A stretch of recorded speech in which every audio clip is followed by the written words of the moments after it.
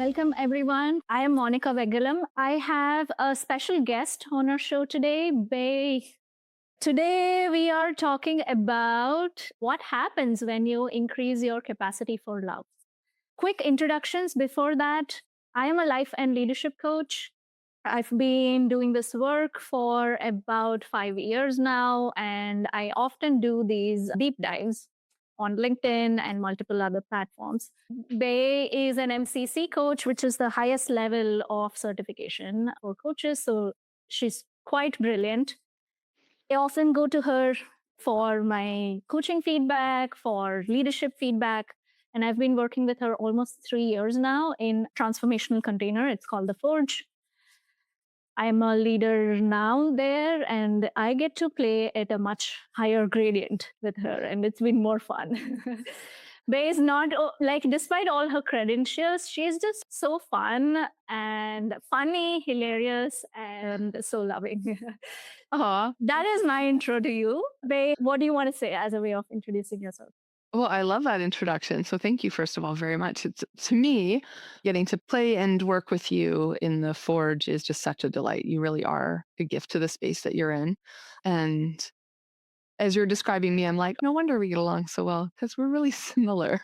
We're all so delightful and fun and really, really brilliant. Yeah, that was a great introduction. Thank you. The only things I would add are I'm Canadian, just for people who are noticing my truly exotic accent.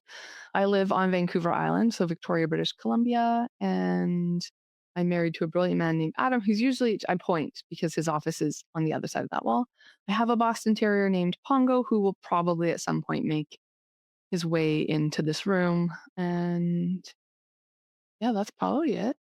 All right. So, our topic today is more about receiving love, increasing our capacity to love. And specifically, some of my audience is always wondering about, hey, if I feel so unappreciated at work, like I'm producing all the results, I'm asking for feedback, I'm asking for promotions, I'm asking for what I want, and yet I feel underappreciated, I feel stepped over, Mhm. and I know I can do stuff and I'm doing that, and yet there's this something is missing. Mhm. And so our conversation is, what is that upper limit people are hitting, Mhm. and how is that connected to receiving or their capacity for love, if at all? And I have a hunch, and we talked about it, spoiler Mhm. alert, that there is a connection. Uh-huh. Yeah. Yeah. This is not the first time yeah, we're just Yeah. gonna make things up. Yeah. Yeah. So just to start off base, what's your initial like explanation of what that connection could be? O- The way I hear it is like the disconnection. So I think there's a lot of things. I think humans are uniquely positioned in the animal kingdom. Just to remind, so my background, you guys, I studied anthropology. So I take a very wide and long angle lens on humanity. So we are just apes. We're just monkeys with no tails. And one of the things that I think makes humans really special in the animal kingdom is not what we hope it would be, but it's our ability to really be filled with self doubt and self loathing. So we just genuinely think we're worthless. And in the world, I look around, I watch my dog, I watch squirrels, and I'm like, I don't think that squirrel just fell off of a tree. And I think I could have seen it coming. And that squirrel is not like running off to hide in embarrassment. He's just going to go try and get a different nut. They just don't get hung up the way we do. And so, on the most like basic evolutionary and like historical level, humans, our survival strategy, the one that worked for us was hanging out in groups. So we were stronger in number and the which is great, worked really well for us, clearly, possibly too, depends how you feel about the world today. But in order for that to work, we each need to be assured of our place in the community. We need to belong, and we need to be worthy of belonging. And that's, I think, where all of our wires get really crossed and get really screwy. And so this is where we have all of the, like, we have low self-confidence or low self-worth or low self-esteem or low self, then fill in the blank, right? With anything. And I think a lot of times we outsource our worth and value to what we can see from people around us. So I know I'm lovable because someone loves me, as opposed to I am innately lovable because I'm here. Mhm. Because that gets really wacky, because life happens as it does. And one day your parent was exhausted because you'd been up all night and they snapped at you when you were probably too young to even consciously understand and be like, oh, it's just that mom's really tired because she had a rough night's sleep, or it's not about me. But instead, we make it about us. And we're like, oh gosh, there's something wrong with me and I'm unlovable. So then we have to try to be lovable. And this happens so young. This happens before cognition, or at least certainly conscious cognition, certainly before memory. And now we are, all of us, every single one of us, invested in this game of trying to earn our place, right? Because remember, if for any reason, like evolutionarily, going back anytime, but even in your own lifetime, if as an infant you weren't like adorable and your parents were like, that's it, we've had it, this is a terrible story, you would die, Mhm. right? Humans are born essentially very premature compared to other animals that come out literally running, or like they're up and running in 20 minutes. We're useless. And so it takes us a really long time to be able to care for ourselves, like the longest of any species on the planet. Which sometimes, just for the record, I'm like, boy, we are awfully high and mighty about ourselves for creatures that are like very bad at surviving solo. Yeah. So maybe we should be a little bit more humble. But so all of this is happening for us, but it's also happening for everyone else. So in some ways, I think we're just in this game where we're always circling each other and trying to determine our worth from someone else's experience of us. Mhm. And that happens whether it's in a romantic relationship, a family relationship, or like you're describing at the office, because it's all the same game and we're all playing it. Yeah. And it's this mechanism that constantly like self judges and evaluates where we are Yes. in the group of people and how to stay connected. And it's so intelligent and unconscious, right? Yeah. But it can look many different ways. It Yeah. can look even in a way that we self aggrandize ourselves. I'm better than other people. And Or the these other bunch of way, which is I'm never good enough. You're often like the world, the way the universe works is magnetically those crews will come together. You'll find like the person who thinks they're not enough is going to find themselves face to face with someone who thinks they're like the hottest thing in the planet. It's just the way it goes. I don't write the script. I just know that's how it is. But that, yeah. that just that comment reminded me of certain people and hence the laugh. But yeah. Everyone, everyone right now, if you're like, I can't think of anyone who is that way, you might be that one. It might be you. The thing I want to point to as well, because I think sometimes when we identify things like this, then we go into this game of making it wrong. Oh, I guess I shouldn't do this. Well, good luck. This is hardwired into our earliest ancestors, and they didn't even look human, Mhm. right? This is part of what makes us what we are. But that doesn't mean that we have to continue to be a victim to it. And like if we do understand this, then there are ways that we can start to be more cognizant of it. Like we could be more intentional and actually both give for sure, but I think probably what's important to each of us individually is be able to receive more of that acknowledgement, more of that love. I call it love because on some level I think that's what it boils down to. You might not think that way when you're like at the office talking with your colleagues or your direct reports or your supervisors. But ultimately, that is it. We're talking about any positive emotional connection.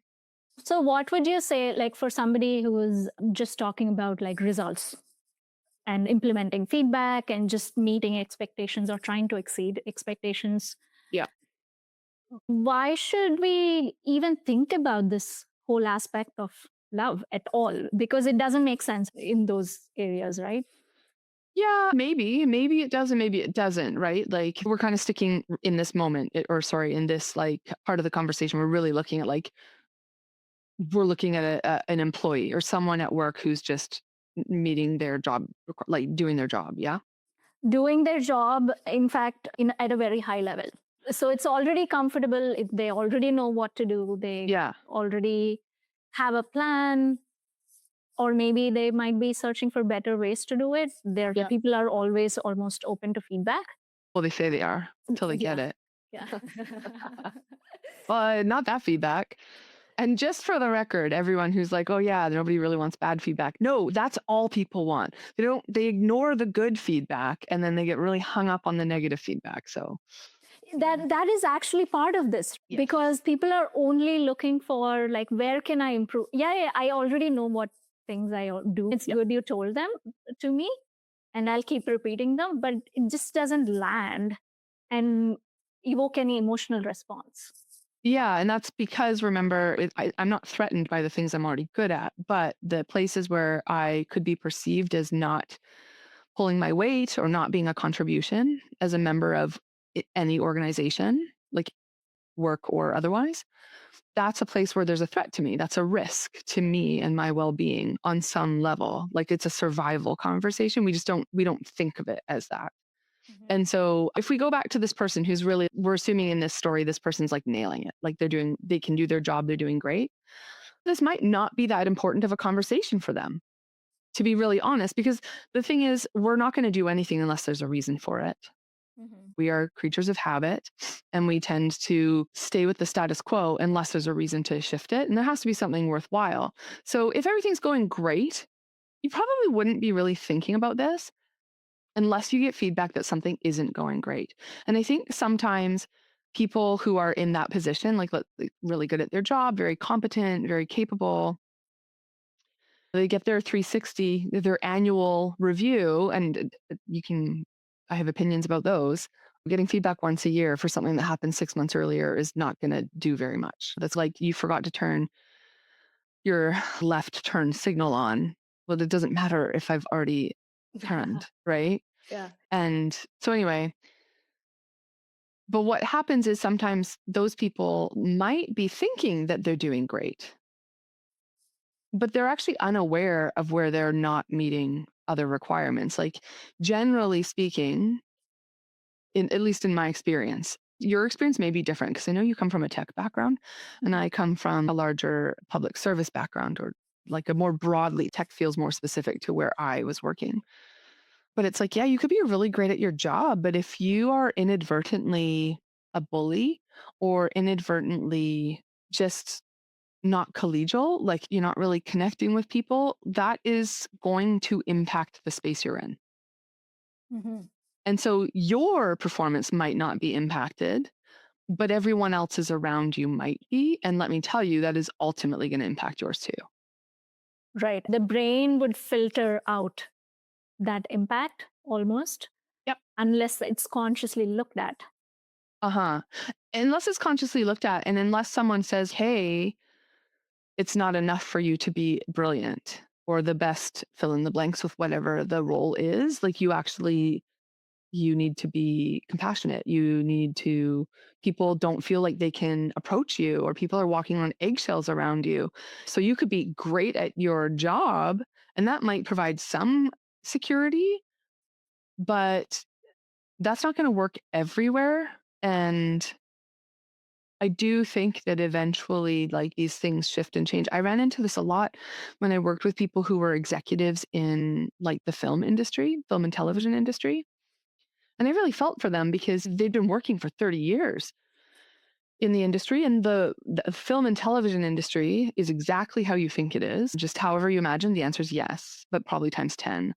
And Okay. so when they You'll got have into to expand, but finish your thought. Okay. So they got into this like 30 years ago. Well, how you could behave as a supervisor in the 80s or 90s is drastically a cultural difference from how you are required to behave as an executive today. Like you don't get to be a bully and then it just is okay. Mhm. Yeah. Right? Because organizations are held accountable now to think, not always and certainly not perfectly, but I would say more so than in the past. Like you can't be a raging, well, this is a terrible example, but you can't be a raging misogynist. You can't be a raging sexist or racist and have that be okay because you get good numbers. That's like mostly, hopefully, not going to fly in the workplace anymore and not really in society. And so, what do you do when the way you've always behaved, which worked and got results, but it got results because you were a tyrant, not because you were a good leader? And Right. so eventually I think that that car runs out of gas and there's going to be an awkward moment where it's like you're now being asked to change and you can't figure out for the life of you why. The parallel to this in the tech industry is that revolution happened with the Me Too movement. There's the brilliant jerk problem, Hmm. where people are very, very brilliant, but then there's one aspect of how they treat women and like the DEI initiatives. But there's also how much team and how much collaboration is happening. Like people were rated on that. Right. Where I find most leaders in tech now are is that they don't even see that their goals are only to an assumed ceiling. Right. They're not jerks, Right. but they're nice people, they're driven people, they are people who care about other people and care about Yeah. collaboration and connections and networking. Yeah. But somehow our brain assumes a ceiling to what can be done, Yeah. even when you're ambitious, even when you're driven. And my thesis is that they need a little more capacity to receive love. What do you say to that, Bay? I think probably all humans need Yeah. more than we get and certainly than we allow. There's a lot of ways that we keep it out, which is crazy. For people, for beings that are desperately seeking it, we are very good at making sure that it can't get in. I would agree. I think it's often just very bewildering for people. Like in your what you're describing, right? These are people who do care. These are people who they're nice people. They're not even like a jerkwad. And unfortunately those exist too, but like these are people who care and but they just might not be aware of the ways that they are leaving people feeling, like of the impact that they're having. And that could be both in the way that they like express, I would say express love. And in a workplace, you'd probably be more likely to like call it acknowledgement or, Positive feedback. yeah, like positive feedback, engagement, that kind of thing. But also, if people can't give it to you, there's going to be a relational breakdown. Mhm.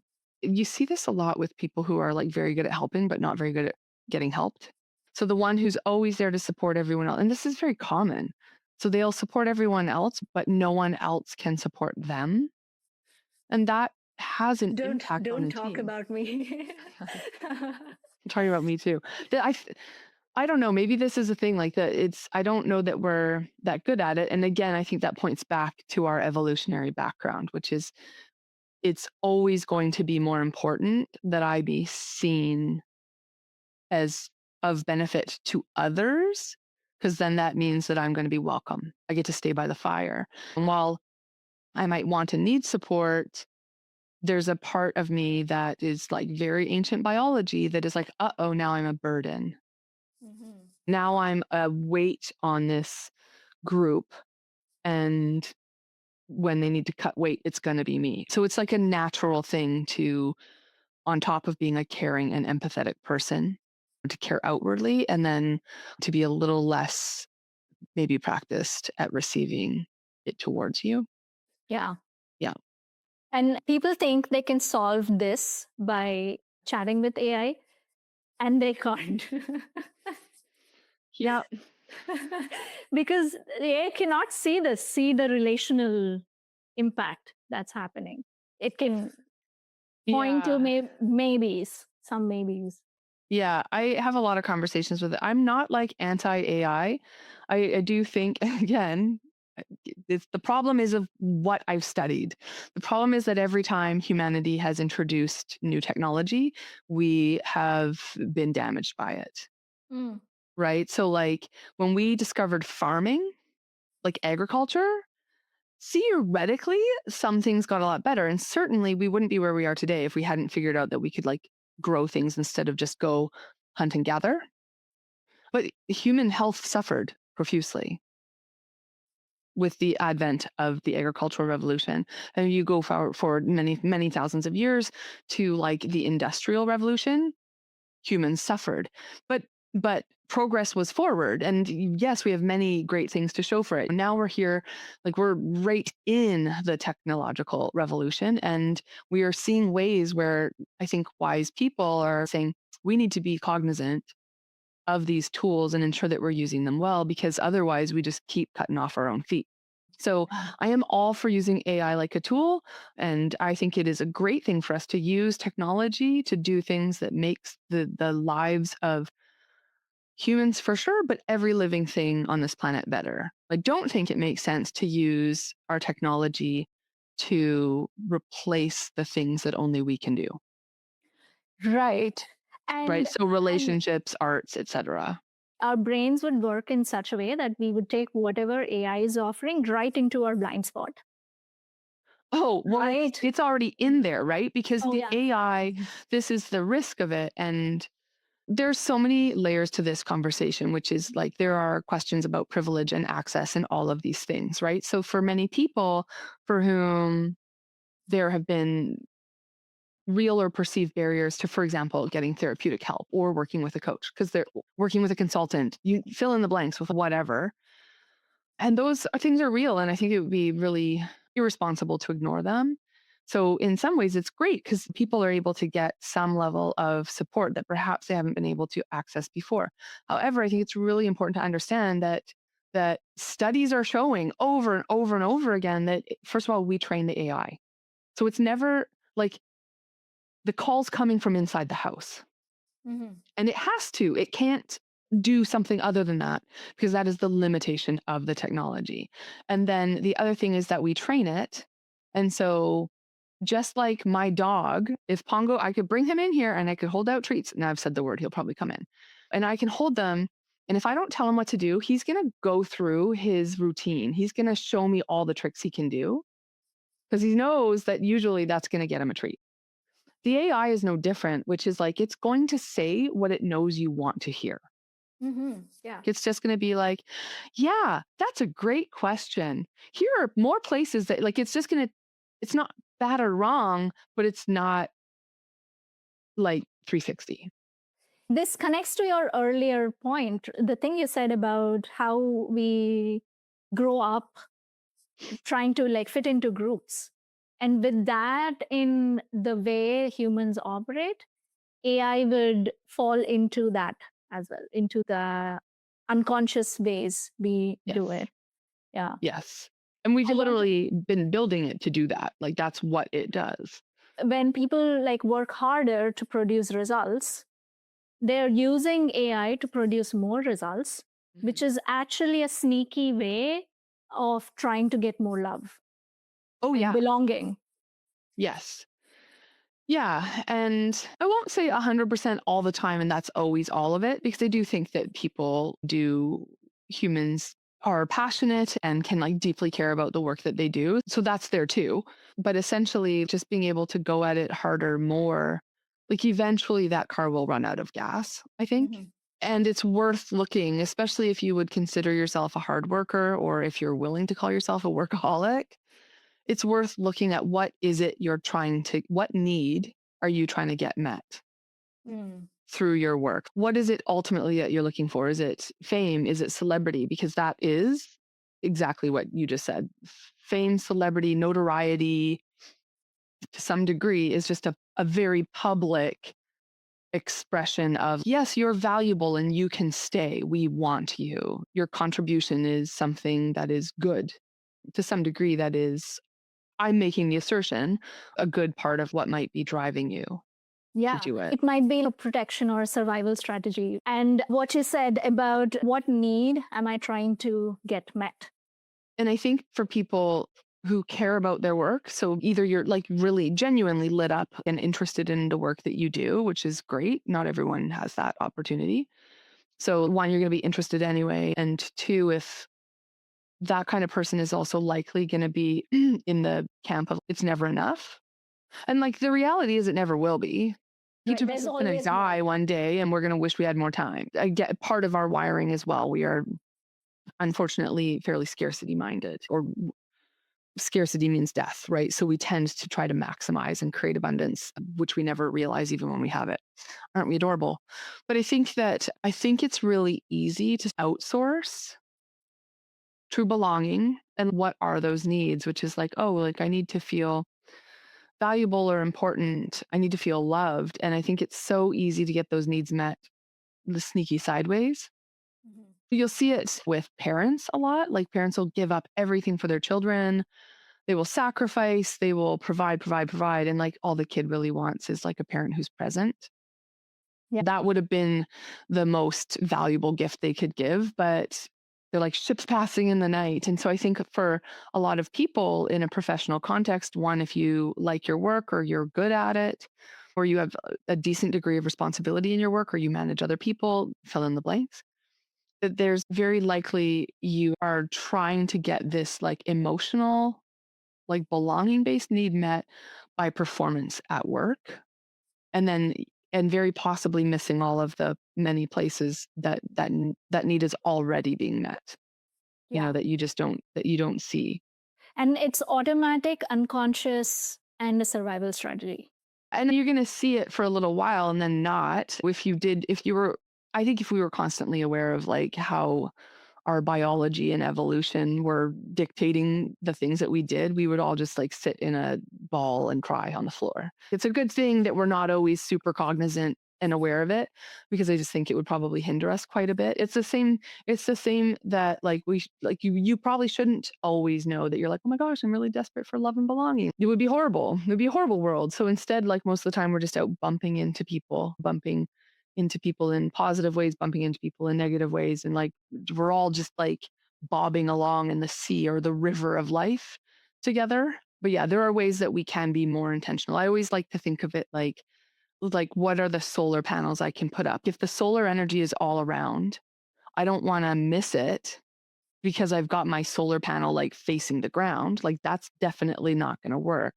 So I just want to make sure that I have as many receptors open as possible for this thing that is a very basic need, right? If you look at Maslow's hierarchy of needs, which arguably people attack every theory that exists, but like you arguably belonging is really important. I believe the saying goes, you can last, give or take, you can last 3 days without water, 3 weeks without food, and 3 months without human contact. Mm. And it's like obviously very generalized, but we just don't do well, right? When we're not connected with other people and ideally in a collaborative and like emotionally like mutually beneficial way, right? Yeah. Where Yeah. yeah. And I want to actually bring an example, personal example to what you just said, Yeah. directing the solar panels. In our group, this was a couple of years ago when somebody made a joke on me, and they were pretty silent until then, and they didn't make a lot of jokes to anybody else. And Mhm. I was very annoyed. I was like, what's going on here? And why are they doing this? And we had a conversation about it, very quick conversation.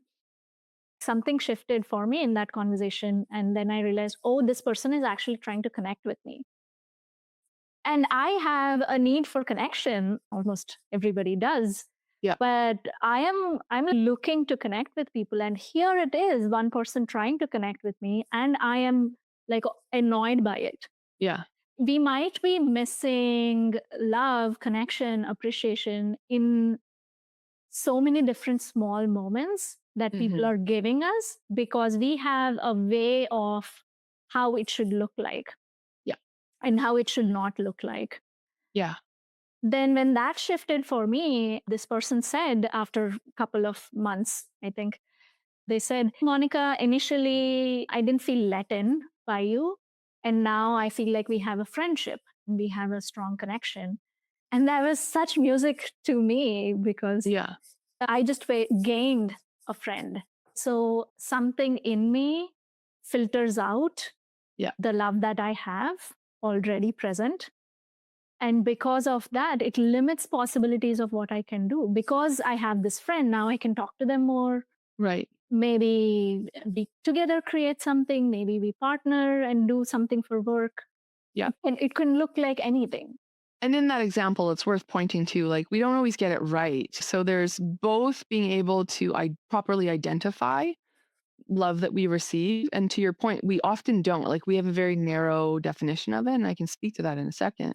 But there's also like sometimes people really get it wrong. And the easiest example is like the little boy who likes the little girl, so he pulls her hair or like pushes her in the playground. That doesn't explicitly seem like a kind, loving thing to do with someone that I want to hang out with. To me, like as an adult, I see that and be like, yeah, she's not going to want to hang out with you, bro. You're being a jerkwad. But that's very confusing, right? And it's essentially that person just really doesn't know what to do, or they're either unable to read you, or they just haven't gotten very good feedback in the past that when they do that, it like has the opposite of their intended effect. And so there is a book, it's the five love languages. If you Google the five love languages, it'll take you to the website. There's a test, it's free. You can take it. And it'll basically tell you there's five different love languages. Let's see if I can remember them, guys. There is physical touch, there is quality time, there are acts of service, words of affirmation, and then gifts, like receiving gifts. Good job, eh? So what it'll do, it's this survey, and it'll take all of your answers and it'll tell you what your core love languages are, but it tells you like essentially all of us have all of them, but this is just like this, right? We have differing amounts of them. I think we do the thing that we do with like Myers-Briggs in a workplace where you're like, oh, I'm a ENFJ or whatever, and I'm probably messing them up, but like that means you have to treat me this way. No, it doesn't. If you know your type, that's your job is to be able to like to communicate to people what you need and want. Hmm. And yes, in a perfect world with someone who's invested in a relationship with you, whether romantically or otherwise, we hope that they'll remember. But a lot of times we expect people to read our minds, right? So, like in the example you gave, that person, like joking and teasing, might be an expression of love, but they might not know that that is not it for you. Yeah. And in fact, kudos to you for being willing to get supported and maybe take a look. But a lot of people would just be like, that, that was mean. That didn't feel good. I don't want to be around you. And so I think it's really important to know for sure our love language, but then also talk about it so that people can know, oh, quality time is really important to me, more so than, say, receiving a gift. Hmm. And so that way the person can know if they want to express their love or care for us in a way that's going to really resonate with us, they would ideally try to do it in ways that are high on our list that are going to be received that way. But then I think the other thing where people fall short and where I think this quiz is good is like if your friends or family or even coworkers do it, it's important to know what theirs are, not just so I can meet it, right? So not just I'll make one up, Monica. So let's say you really like receiving gifts. Who doesn't? Right? So I know you like receiving gifts. That's great. I can give you gifts. But if receiving gifts isn't high on my list, let's say it's quality time, actually is quality time for me, is I think my number one. What might happen is you give me a gift and I'm not going to count it because it's not how I like to receive love. And I think that probably marriages, friendships, working relationships, and entire empires have fallen because we are unable to remember that, like, just because someone gave me something that I don't necessarily consider love doesn't mean that it wasn't for them. If my dog comes and spits his muddy tennis ball at my feet, I'm not like, oh my gosh, I love this so much. I'm going to put it under my pillow and it smells so good. It's kind of gross and slobbery. But he's bringing it like most of the time when I open this door, it's like an offering. There'll be like four different dog toys. And it's so sweet because that's like his way of being like, I want to spend time with you. I love you. It's like when cats leave half of a dead mouse on your doorstep. You're disgusted, but they're actually like, this is how much I love you, right? And I think it's just such a good metaphor for realizing how often we actually, first of all, don't even realize that something someone's doing is an expression of love, and and then allow it in. And then we'll sit over here being like, this person doesn't care about me. And it's just that you're actually speaking two languages and you haven't identified the language with each other. And saying that in different way, there are two aspects to it. One is the form, and other is like your capacity. The form may not look like the form you need, the form of love or appreciation that you need, It's almost like if you increase your capacity, you can let however, whatever form in and just see the gesture. Yes, and from that place, if I can go, wow, the dead mouse. Now I'm using the dead mouse, guys. Enjoy. Wow, the dead mouse isn't what I would have wanted, but I really get that it was a genuine offer, like a genuine bid for connection, a bid for an acknowledgement of the importance of me to this person. Then I can go, well, I didn't love it, but I'm gonna let that fill my cup. I'm probably not going to bring the dead mouse in, but I'm going to like let the intention of it land and I'm going to accept that and receive that. I'm going to let that be in my capacity.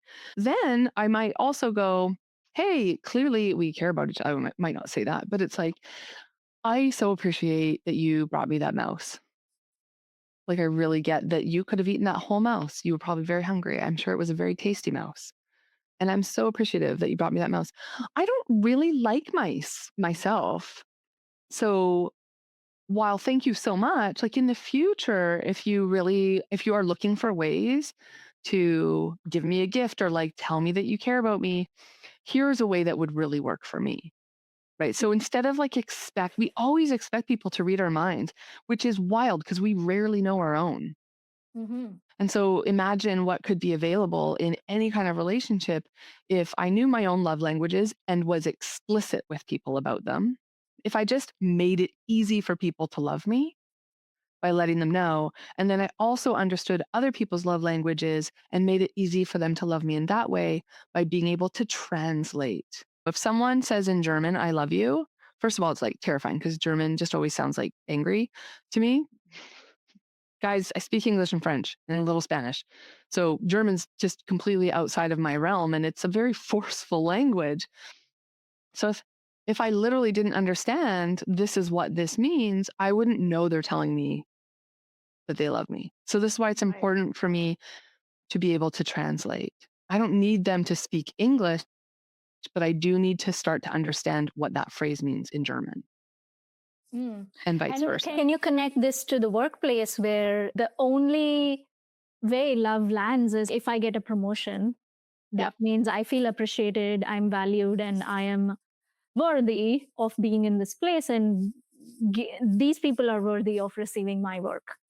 And to be fair, primarily in a workplace, those are the key ways, right? Because you're at a workplace ostensibly because we all need a livelihood because we made terrible choices as a species and created capitalism. Shame on us.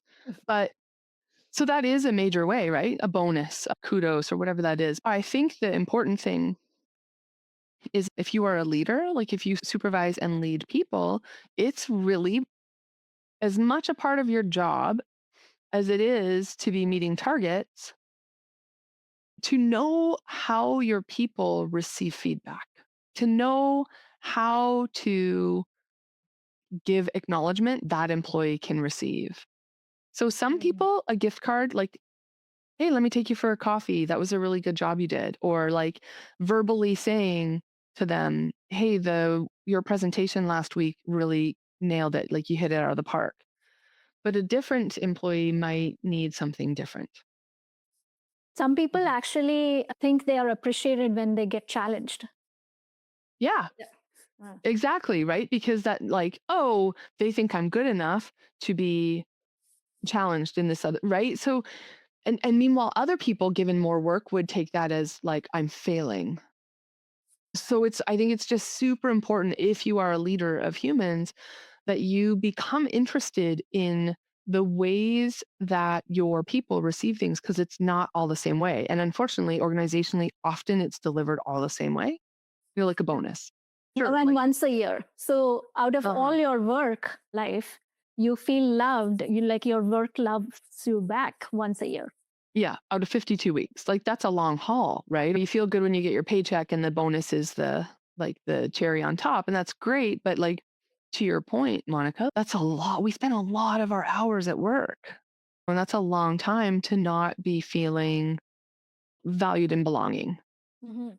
And so I think it's really important as a leader to really take on that part. Give a crap. about how your people receive and want to receive and can receive acknowledgement of the importance to the team. Mm. And then in some ways too, right? It's very hard to just like tailor it. You could be leading 20 people. That's a lot. But one thing you can do is you can also speak to, right? You can be really explicit about what you're acknowledging. Like, what is the bonus for? And there's a lot of people where the bonus is just a given, but they don't really know why they're getting it. They just plan for it each year. And so I think as leaders, there's a lot that we can do to really ensure that we are interested enough to be intentional with it. I also think that it's important as an individual, let's say like as an employee, to let your supervisors know and your colleagues know like how do you prefer to like work? How do you prefer to receive acknowledgement? Mm. Right? Again, And it's like ask for it too, yes. and Yeah. look for it in the ways that they already provide. Yeah. Yeah. So, for someone I described earlier, Bay, somebody with a survival strategy of doing more, producing more, and doing very, very well in their work. Mhm.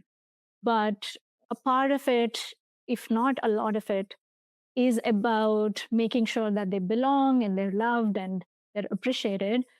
What is a practice or something that you might give them to increase their capacity to receive? Well, I think the most important thing would be that they can identify that there's a need for it. Mm. Because you can increase capacity, but like if what for? So I think part of it is really, I might have alluded to this earlier, figure out the ways in which you need acknowledgement. Like Mm. what is important to you to receive? What is it I'm trying to achieve and get out of working really hard and being really good? There's something in it for you because you wouldn't do it, right? Otherwise. So I think part of it is just the first practice is get curious about what you're trying to get. Because if this was a different time and place, you would work really hard to plant your garden because you wanted food to harvest in the fall. This isn't that different. You're working really hard to plant these seeds. What does it turn into? What is it you're hoping to get? Is it verbal acknowledgement? Is it like a bonus? I don't know. So just And figure out the need. and most likely it's something that's more qualitative than promotions. I want them to treat me this way. I want them to Uh-huh. make me part of bigger conversations, or I want them to invite me into strategy Yeah. discussions, or whatever that could look like for people. Exactly. Like I'm wanting to be promoted into a managerial role, or I'm wanting to lead this particular project. You could also ask yourself, what's missing that I want?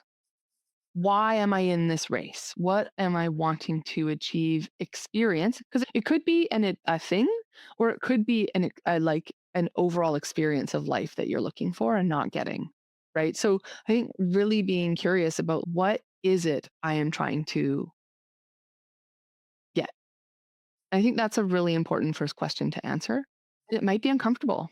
It's going to sound like I'm like just being a cliche, but look, if you are trying desperately to be noticed by Leadership a or leadership team, I am willing to bet that for various points in your life and going back a really long way, probably to your family of origin, you didn't feel seen or acknowledged or loved as a child. Right. And it doesn't have to mean that this is like a psychological thing. You have to go lie sideways on a couch, although you probably should. I think everyone should. But just really recognizing that your need for acknowledgement might be actually pointing to a wound that you're stepping over by trying so hard. You're yeah, not and setting like high goals. exactly where it's like obvious to the world that you are good and that you do belong and that you have value and worth, but I'm willing to bet you don't feel it. Even people with like fairly decent childhood have this too, Yes. because I notice like people who are very brilliant and smart, they have an experience of being misunderstood or not being acknowledged enough for their brilliance because other people couldn't see it. Exactly. And or you didn't see that they saw it. maybe they did and they expressed all of their acknowledgments and they showered praise on you. But if words of affirmation weren't your love language and you were expecting like a gift or something else, you didn't catch it. And so good. I'm glad you brought that up, Monica. You could have had the happiest childhood in the world and you still have some way in which you think of it like a garden hose, it's kinked. It's kinked and it's not flowing like healthily and fully. And Mhm. so It's so I it's think normal, and a lot of people have this experience. I think it's important to normalize. so normal. Even if you had the best parents and the best childhood, this is, like I said, this is hardwired into you. This is beyond your circumstance. So, through some version of nature and nurture, and it really doesn't matter which, somewhere along the way, you were left questioning your value and worth, Mhm. even for a moment. Even if it's not that common, there's some degree of it that has you now perform so as to get that need met. And I think the most important thing to start with is to understand what that need is. Just be honest with it. And that can be really hard. It's humbling. It's sometimes embarrassing to be like, I actually just need you to tell me I'm doing a good job. That feels horrifying to say to your manager, right? But a really good supervisor would say, hey, what is the best way for me to give you positive feedback? What's going to make the biggest difference? It's just coming back to the willingness to co create relationship. And that is a brave thing to do. It requires vulnerability. Okay, the first thing is to notice, what for am I working so hard? What do I get out of getting a promotion? What is the thing I'm trying to sideways get by Yeah. having this particular goal? Yeah. So that's like the noticing. And Yep. then the second thing you're saying is be willing to co create a relationship with people, whether personal or professional. Yeah. And then what is something you would suggest as a practice after that Mhm. in terms of building that capacity to receive? Yeah. So I would say in some trusted relationship, get really clear, like go do that love language test. Again, it's just illuminating. And maybe you could get like this if you have a trusted, yeah, I'm sure you do. I hope you do have a trusted relationship of some sort. It could be a colleague, it could be a friend, it could be a romantic partner, it could be a sibling. Like play a little with it and experiment. So find out what yours are, find out what theirs are, have conversations, and just because you will discover that there are ways in which you are missing each other. And so, Ah. and then you can start to pay attention to when someone's doing something that's like annoying, understanding that that's actually a bid for connection. It's just not one that you would like, probably who would, but to really understand, oh, that is actually them trying to say, I love you. Huh. Do you I don't know if you ever Or took I appreciate you, or I care about you. exactly, Yeah. exactly. Did you ever watch Friends? Yeah. Yeah. Okay, do you remember there's like the one where Ross is got a crush on the pizza girl? The pizza girl had like short blonde hair. So they kept Mhm. ordering pizza so she would keep coming back. And then he was trying to flirt with her, but he's Ross, so he's super nerdy and awkward about it. At one point he's talking about the smell of gas.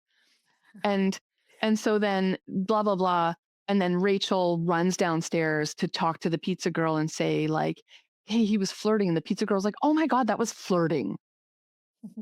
Because most normal humans would not have thought that was flirting. They would just think this guy's a total weirdo. You can play with it without even knowing that person. So let's say someone, I don't know, gives you like a verbal acknowledgement at work. Oh, hey, I really like the way you did this. Oh, words of affirmation might be important to this person. Because most of us will tend to give love to people the way we wish to receive it. And this is why we miss like probably 50% or more, I'm sure more, of the love Okay. and belonging I, that's available. I see two things you're saying there. One is notice all the way you miss the love connection and appreciation. And the other thing is notice the way other people give it. So then that might be the way they receive it. Yes. Yeah. And you can start to pay attention, right? Like I do genuinely as a practice invite everyone to go do that test. I'm not affiliated. I get nothing for it. It's totally free. So just do it for Fine, fun. we'll do it. We'll do Yeah, it takes like 4 minutes, I think. But you'll start to see like if, for example, words of affirmation are really low on your list, then you'll start to notice how, let's say at work, the next time someone praises your work, you kind of be like, yeah, yeah, they don't really mean it. Right. So it's just gonna it's interesting. Start to be interested, be an anthropologist with yourself first about how you might be receiving things or missing things. And then you can start to be like, oh wow, like, do you have do you have that huggy friend? Everyone always tells me I'm a bad hugger. I don't know what to say to you guys. I'm so sorry. Trauma, I guess. Thank you. Thank you so much. But that just may not be high on my list of ways that I give and receive love. But for someone who does, and if you give someone like someone who for whom like physical touch is really important, if they give someone a hug and that person pulls away, they're going to make up a whole story. They don't love me. They don't want me to touch them. That's not it. They just don't, it's just not high for them. right. Yeah. Right. But then we make up whole stories and then start wars with Yes. people about it. So that those would be, I think, the practices. Just get really curious, take that test, and then think about like where are the places that you do feel really loved, really accepted, really acknowledged? Where are the places you don't? Because I guarantee you it'll start to make sense. Yeah, and from my side, I can say that I guarantee you it changes the whole experience of work, and it changes the goals you set. And it changes, like sometimes you will discover promotion is not important for me. What's Right. important is leading this bigger initiative, which I currently think is impossible because Uh-huh. I don't value myself enough. Yeah. And I don't think other people value me enough. I think So, really driven people run into this a lot because they chase the promotion because it's obvious, right? You get the promotion, clearly you're doing good. You're a contribution. They want you. But each time they get the next promotion, they feel less and less satisfied. And that's very daunting and confusing. And then we have a whole crisis internally. And all that's actually happening is you're trying to get a need met. You're going to the hardware store for milk, essentially. You haven't actually taken a look to clarify what it is you need and want, and understanding that if this is what I need and want, going over here is never going to fill it. we can connect this to other things also, not just promotion, maybe business results. If you're an entrepreneur, Yep. if you're a parent, you trying to get your kids to behave a certain way. Yep. Or if you're in dating and you're trying to find a particular type of a person, there's an unmet need over there. Exactly. Yeah. Cool. I think we could wind down here. Those are some really, really Yeah. good practices. Yeah. Yeah. Let us know in the comments on the replay, like if this is resonating for you, or you tell us stories about people. It's Yeah. always fun to gossip. If you have questions, you can type them in and we'll both see them. I'm happy to keep the conversation going. Yeah. And I want to plug the community. If any part of this resonated for you, we look at what's underneath the surface layer in the community in calls and let us support you and coach you so you can find what it is that you are looking for. You don't need Mhm. to do the work alone. There are a ton of people who could support you with that. If you're interested in any of that stuff, send us a message open to conversation about that or any feedback you have, any suggestions, comments. Thank you, Babe. Thank you for Thanks for this having me. amazing Super fun. conversation.